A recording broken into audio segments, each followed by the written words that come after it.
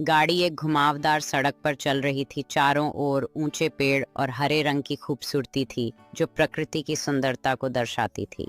अचानक उन्होंने एक छिपा हुआ रास्ता देखा जो एक दूरस्थ झरने तक जाता था। वहां का पानी चट्टानों से गिरते हुए चमक रहा था। पिता और बेटा कार से बाहर निकले और उस रास्ते पर खुशी से चलते हुए झरने की ओर बढ़े जहां हर तरफ हरी भरी वनस्पति और पानी की आवाज थी। जब वे झरने के पास पहुंचे तो पानी की तेज आवाज सुनाई दी और चारों ओर एक कोहरा था जिसने उस जगह को जादुई बना दिया। बेटा मजे से पानी की छींटे मारते हुए हंस रहा था जबकि पिता अपने बेटे के इस पल को अपने फोन में कैद कर रहा था। पिता अपने बेटे के पास आ गए और दोनों ने झरने के पास ठंडे पानी में अपने पैर डुबोते हुए हंसते रहे। उन्होंने चट्टानों